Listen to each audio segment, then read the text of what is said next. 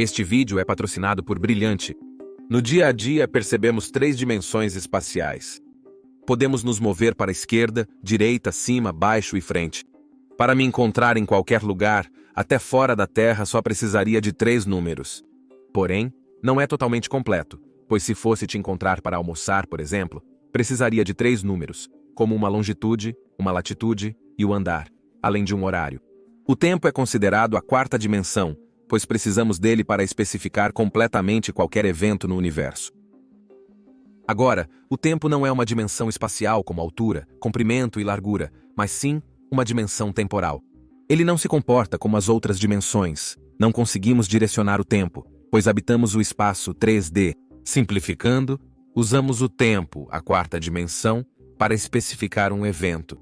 Pensávamos que espaço e tempo eram independentes, até Einstein provar o contrário. Eles estavam, na verdade, ligados um ao outro. E o modelo matemático que funde essas duas coisas ficou conhecido como espaço-tempo.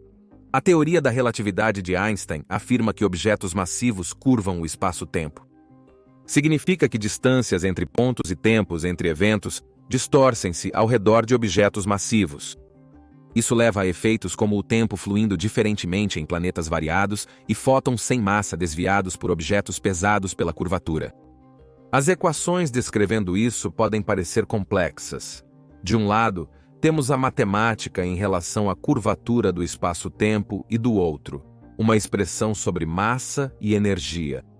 A famosa frase do físico João Wheeler é que o espaço-tempo diz à matéria como se mover, e a matéria diz ao espaço-tempo como se curvar. Para compreender a matemática que rege nosso universo, é preciso analisar mais a fundo a palavra curvatura. Geralmente acreditamos que algo está curvado se não for plano. Então, por exemplo, a maioria das pessoas diria que isso está curvado, mas isso não está. No entanto, há mais de uma maneira de definir curvatura, e algo que vamos investigar mais é a curvatura gaussiana, que pode não ser exatamente o que você esperaria. Por exemplo, quando se trata de curvatura gaussiana, isso e isso são exatamente iguais. Tenho certeza que muitos sabem que um mapa mundial não pode representar perfeitamente um globo sem distorção, devido à curvatura gaussiana. Mas passando para a matemática real, um pedaço de papel tem curvatura gaussiana 0, o que provavelmente não é surpresa. Mas por que isso? Pois em qualquer ponto, ao traçar um pequeno segmento de linha em qualquer direção, ele é totalmente plano. Então tem curvatura 0. Ao desenhar outro segmento perpendicular, a curvatura continua sendo 0. Ao multiplicá-los, obtemos 0, a curvatura gaussiana naquele ponto, aplicável a qualquer parte do papel. A visão muda ao olhar para uma esfera, porque agora, em qualquer ponto, se eu desenhar um pequeno segmento, não é fácil dizer, mas esse segmento se curvou para fora só um pouquinho.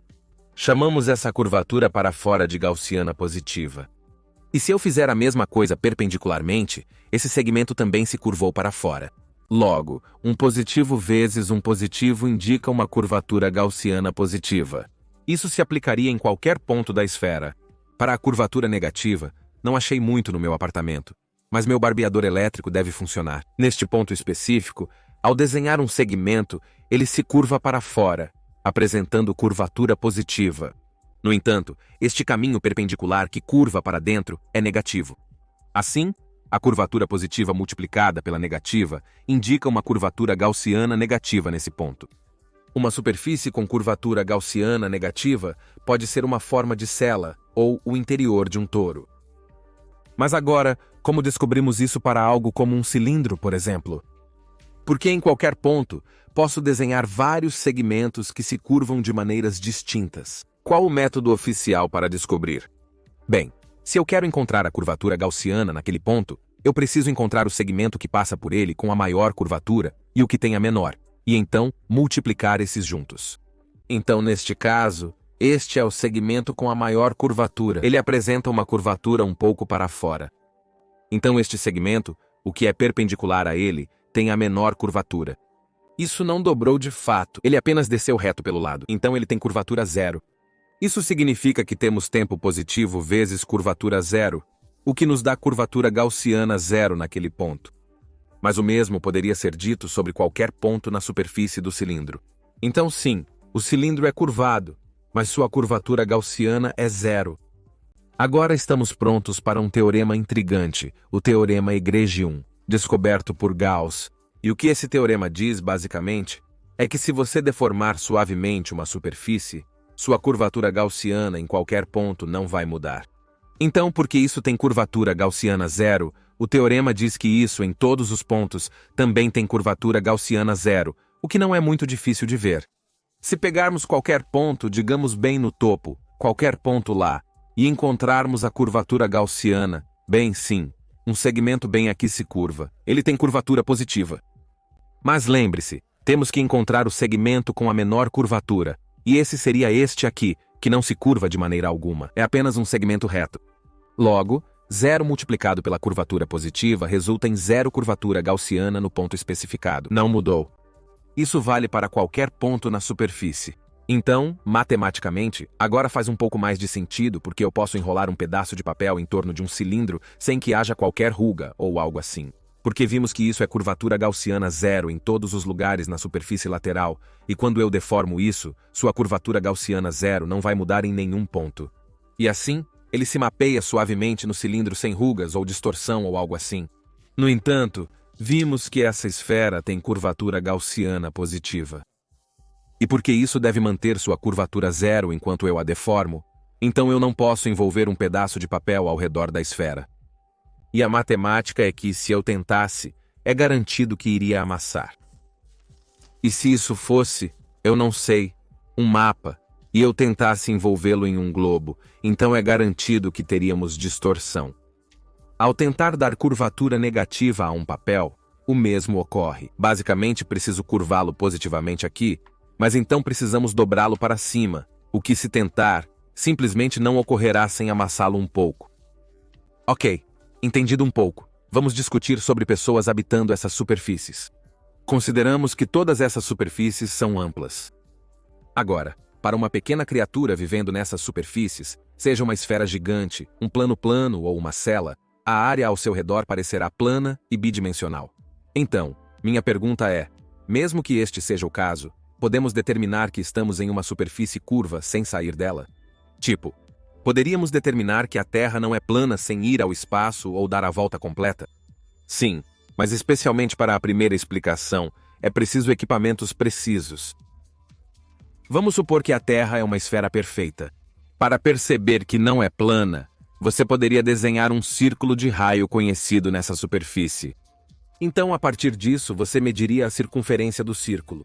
E se a superfície for curva, você notará que a circunferência não tem um comprimento de 2πr como deveria. Seria menor se estivéssemos em uma esfera. Pois lembre-se, para você, simplesmente traçou uma linha reta para medir esse raio. Na verdade, você apenas se inclinou um pouco.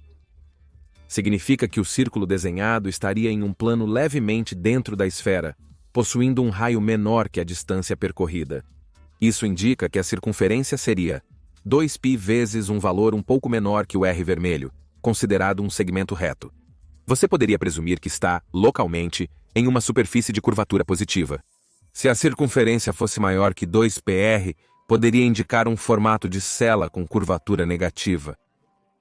Agora sim, essa seria uma tarefa difícil em uma esfera grande e não perfeita como a Terra, mas há mais que podemos fazer sem dar a volta em tudo ou sair dela.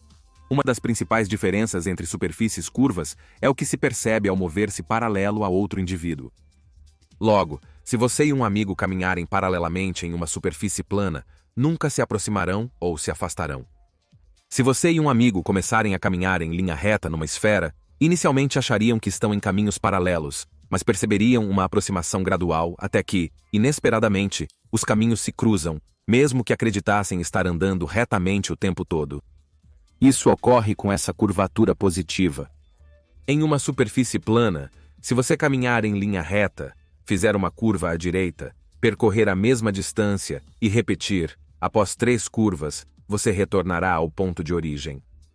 Porém, numa esfera, você pode fazer 2 curvas de ângulo reto e voltar ao ponto de origem. Isso nem sempre seria o caso, é claro, mas é verdade que em uma superfície positivamente curvada, os ângulos internos dos triângulos sempre somam mais de 180 graus. Se visitarmos o site do Brilhante, o segredo para resolver um problema onde se precisa encontrar a soma dos ângulos internos é que as linhas longitudinais são sempre perpendiculares ao equador, dando a aparência de paralelismo quando próximas. Portanto, no topo, temos um triângulo cujos ângulos ultrapassam 180 dependendo do ângulo superior. Superfícies curvadas negativamente têm ângulos internos menor que 180. Significa que para verificar se nosso universo é aberto, fechado ou plano, ou seja, se possui curvatura negativa, positiva ou zero, poderíamos criar um grande triângulo e medir seus ângulos internos, pois isto se vincula diretamente à curvatura intrínseca do universo. Cientistas analisaram o fundo cósmico de micro-ondas, determinando que o universo é majoritariamente plano, com linhas paralelas se comportando normalmente sem curvatura. Infelizmente, além da pequena margem de erro, a forma exata do nosso universo e sua topologia global ainda são temas de debate. Descobrimos que a geometria em espaços não planos, ou não euclidiana, é bastante estranha, mas ainda há mais a explorar. No espaço plano, a menor distância entre dois pontos é uma linha reta. Geralmente não há linhas retas em superfícies curvas. O caminho mais curto do ponto A ao B em uma superfície é chamado de geodésica. Como exemplo, em uma esfera, o caminho mais curto entre dois pontos, ou a geodésica, é sempre parte de um grande círculo. Um grande círculo é o maior círculo desenhável em uma esfera. Então, o que você vê aqui, ou o equador, seriam exemplos disso. Geodésicas podem ser pensadas como trajetos que parecem retos ao caminhar em uma superfície extensa. Se você saísse e caminhasse perfeitamente reto agora em qualquer direção, considerando uma esfera ideal, estaria andando ao longo de um grande círculo da Terra. Isso vale também para trajetórias de voo. Aviões seguem geodésicas. Se deseja voar de Nova York a Madrid, não seguiria a linha de latitude, já que faz parte de um círculo menor, não uma geodésica, logo não é o percurso mais curto. Você seguiria um caminho um pouco diferente, parte de um grande círculo. Mas em um cilindro, por exemplo, uma geodésica se parece mais com uma espiral. Na verdade, eu sei que isso é uma geodésica, porque se você desenrolasse um cilindro de volta para um plano plano, a geodésica deveria permanecer o caminho mais curto, também conhecido como uma linha reta. Mas para relacionar isso de volta ao universo, você primeiro precisa saber que a luz viaja naturalmente pelo caminho não da menor distância, mas do menor tempo. Quando a luz viaja do ar para um novo meio como o vidro, notamos que ela refrata, dobrando em um ângulo diferente.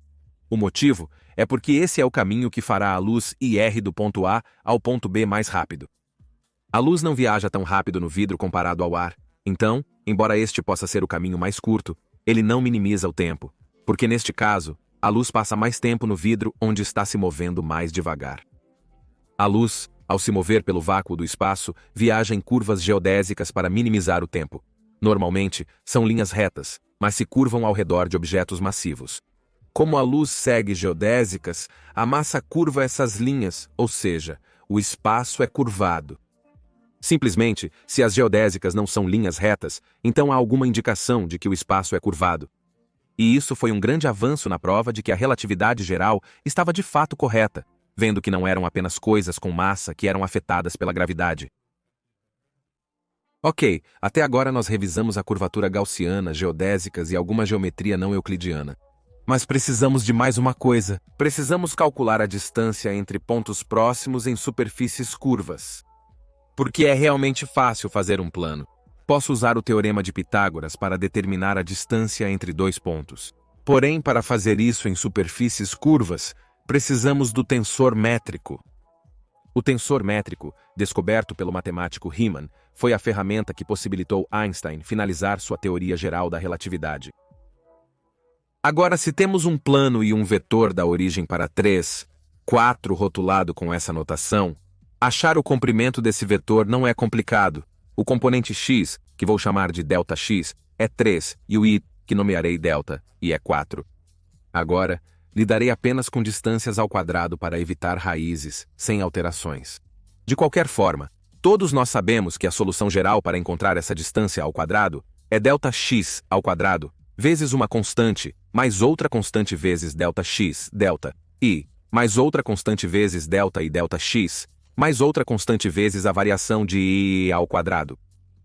Compreendo a frustração, pois a distância ao quadrado é apenas ΔX ao quadrado mais delta e ao quadrado, conforme o teorema de Pitágoras. Logo, a distância ao quadrado é 25, ou a distância é 5. Mas a equação que coloquei ainda é tecnicamente correta, desde que atribuamos valores de 1, 0, 0 e 1 para as constantes, respectivamente. Mas ok, por que incluir esses termos? É porque o teorema de Pitágoras só funciona em um espaço plano quando você define seus vetores de base muito bem. Neste exemplo, E1m e E2 são nossos vetores de base, apenas vetores unitários nas direções x e y. Portanto, ao dizer que 3, 4 é o vetor, significa que combinamos 3 E1m's com 4 E2's e calculamos a distância da cauda do primeiro à ponta do último. E se usássemos esses como nossos vetores base para descrever qualquer ponto? Porque agora essa mesma coordenada seria considerada 1 meio e 1 mais 2E2. Agora, para achar a distância, o teorema de Pitágoras não serve. 1 ao quadrado mais 2 ao quadrado não é 25. Mas se usarmos a equação geral de antes, podemos fazer funcionar. O ΔX e delta e são realmente apenas E1m e E2 que você vê aqui, então eu vou apenas inserir esses. Sim, não é a melhor notação, pois não é um ΔX ou delta, e de fato, mas vou mantê-los consistentes. Ok, agora eu não ia fazer isso, mas para quem precisa saber de onde vem essa equação quase pitagórica, aqui está uma explicação rápida. Com um vetor como 3, 4 usando componentes i hat e j hat, para achar o quadrado do comprimento, fazemos o produto escalar do vetor com ele mesmo.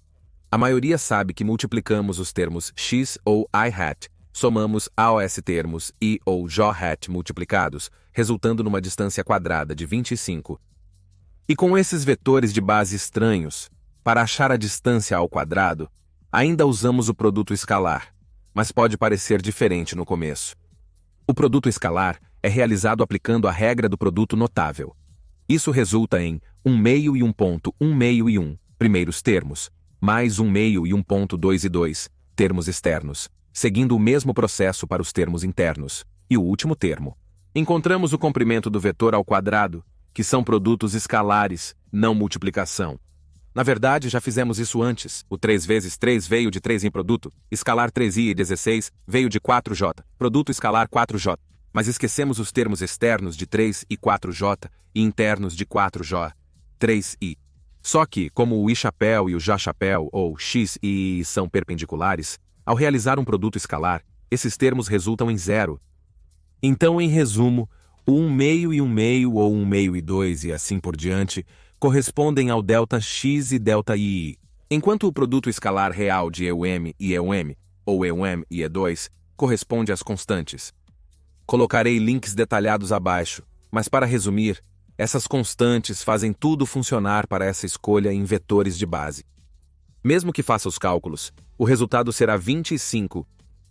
Essas constantes de 16, 2, 2 e 17 quartos organizarei um pouco melhor em uma matriz, porque isso aqui é nosso tensor métrico. E o que vimos antes com o teorema de Pitágoras, onde as constantes eram 1, 0, 0, 1 bem, isso também é um tensor métrico. Aqui, um exemplo aborrecido onde ambos tensores métricos lidam com espaço plano. Mas isso mostrou a ideia geral, e é quando o teorema de Pitágoras falha, seja por vetores de base estranhos, ou mais importante, esses triângulos retângulos estarem em superfícies curvas, o tensor métrico faz as correções necessárias, permitindo-nos encontrar essas distâncias e descrever completamente a curvatura dessa superfície. Você verá que o tensor métrico geralmente é escrito com a letra G e alguns subscritos. Expandimos a matriz para descrever superfícies de dimensões maiores. No espaço 3D, o tensor métrico seria assim. Continuamos. O espaço-tempo de 4 dimensões se parece com isso. Precisamos de 16 números que na verdade são 10, devido à sua simetria em cada ponto do espaço de 4 dimensões para descrever integralmente sua curvatura. Então, essa matriz identidade simboliza um espaço plano sem curvatura, onde o teorema de Pitágoras é válido. Isso vale também para dimensões superiores, onde a matriz identidade 3x3 gera a fórmula de distância em um espaço tridimensional. Mesmo não sendo o foco do vídeo, algo semelhante é notado na métrica de Minkowski. Aplica-se ao espaço-tempo euclidiano plano em 4D, incluindo postulados da relatividade especial, por exemplo, a constância da velocidade da luz em todos os quadros de referência.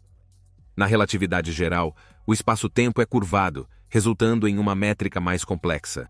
Embora esteja além de um vídeo assim, nas equações de Einstein que vimos, o lado que representa a curvatura do espaço-tempo contém o tensor métrico que possibilitou isso.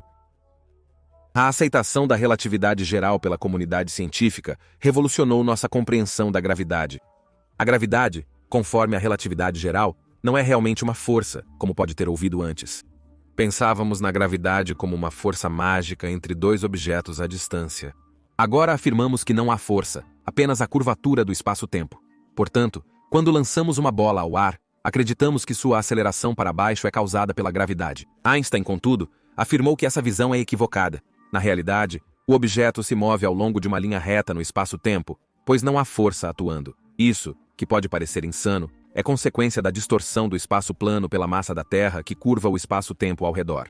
O caminho parabólico que vemos é uma ilusão, pois não percebemos a curvatura subjacente.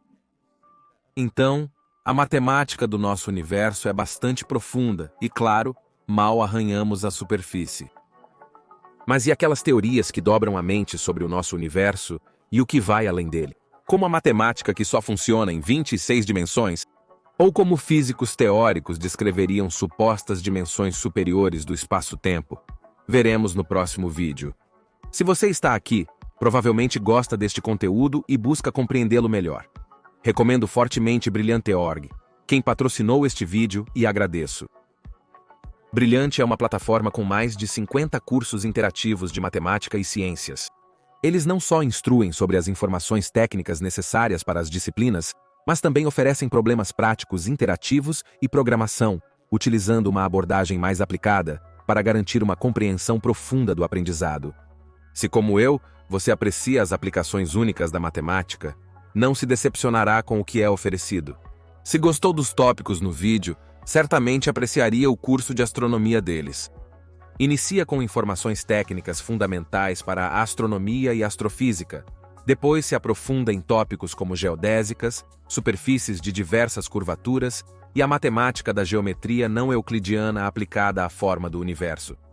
Depois eles vão muito além, cobrindo matéria escura, energia escura, buracos negros e mais. Recomendo fortemente que confira isso se deseja entender mais sobre os misteriosos mistérios do nosso universo. Novos cursos, como um recente de ciência de quebra-cabeças que permite aprender física através de jogos interativos, são adicionados constantemente. Para os mais avançados, há cursos de equações diferenciais que superam o que vi na universidade, então há aprendizado para todos. Se quiser começar agora e apoiar o canal, clique no link abaixo ou acesse brilliant.org/majorprep para ter 20% de desconto na assinatura anual Premium. Encerro o vídeo aqui. Se gostaram, curtam e inscrevam-se. Lembre-se de seguir-me no Twitter e juntar-se ao grupo Major Preparação no Facebook para atualizações. Toque o sino para receber notificações. Vejo vocês no próximo vídeo.